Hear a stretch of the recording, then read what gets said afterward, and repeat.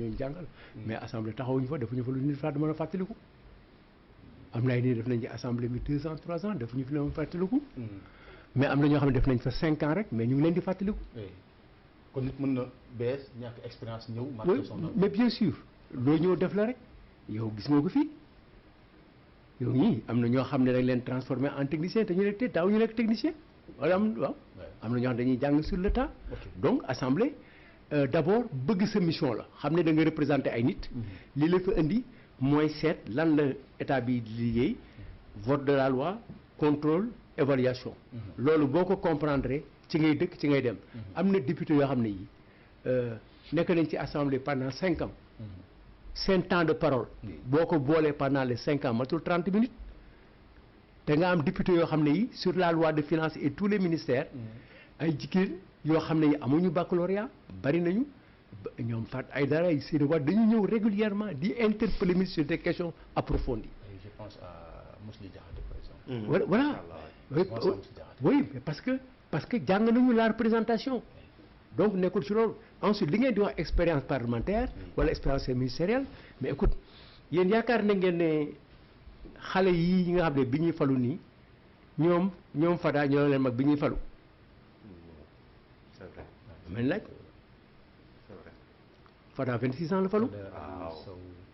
Aliou Sow 69 la judd falu Fada moo judd moo falu 98 à 26 ans. Aliou Sow faru 21 toogul ci assemblée bi sax ñu ne ko ministre.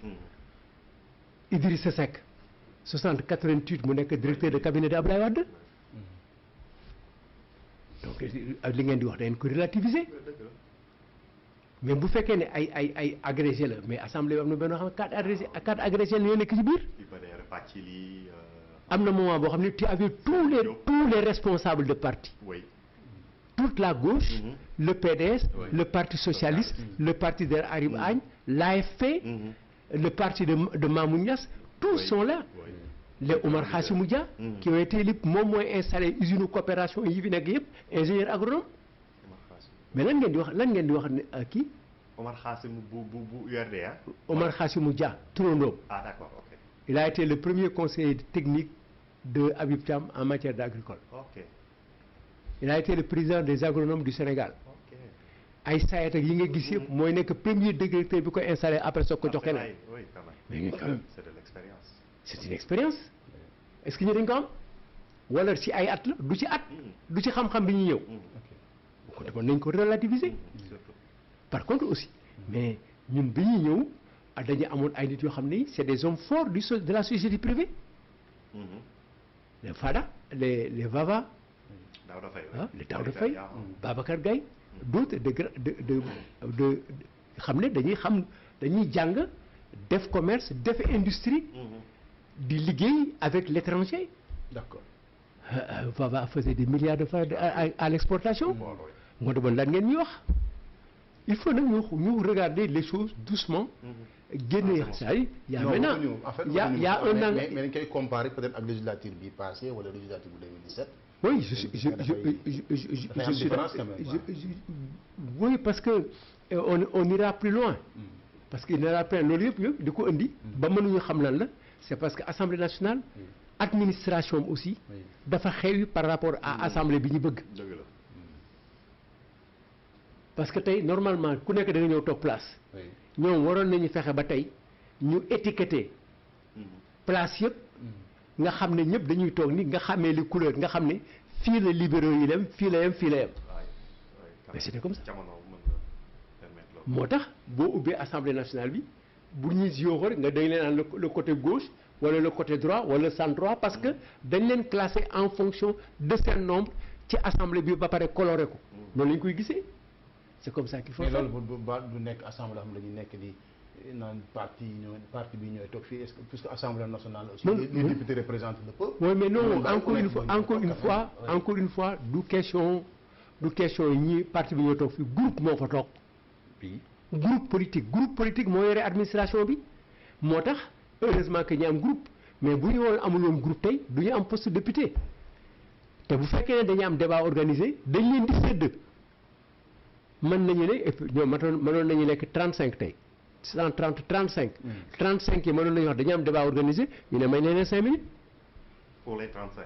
oui mais parce que dañuy pousser nit ñi à nous organiser wu. en groupe parlementaire. pour faciliter le travail du parlement. Absolument. donc loolu aussi ci la bokk.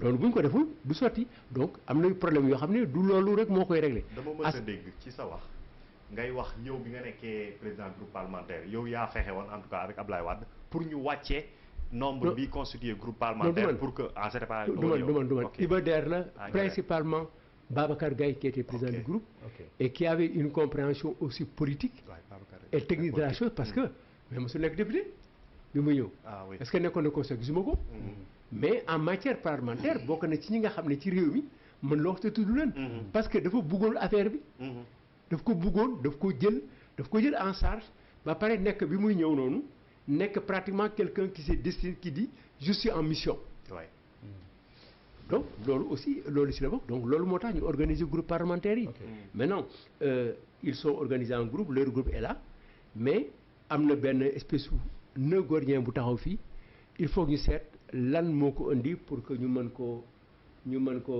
atte fàtte naa benn xale bu jigéen la fille Gaïla qui a été ministre auprès du ministre de la justice chargé des droits humains benn xale bu nag ñu yëpp ñoo ko mag ministre chargé des droits humains auprès du ministre Cheikh Tidiane Sy chargé de la justice d'ailleurs moom moo doon xëccoo ak Bara Gaye UJTL nga war a bon xam ne xale la après elle est allée faire un doctorat elle est quelque part aux États-Unis elle est dans les compagnies des droits de l'homme là donc nous ensuite c'est pas par hasard que toujours dañu doon am même dans l'opposition le député le plus jeune le PDS waaw ba 2012 avec Fatou Thiam donc et nous avons eu à mettre des jeunes d'élèves maintenant dafa am évolution bi mooy assemblée bi am na lu bees la mooy am na benn personne une handicap voyant ak kenn koo xam ne mu ngi ci chaise donc dina am ay problème et je pense que loolu pour celui qui est en chaise écoute il faut regarder le président des États-Unis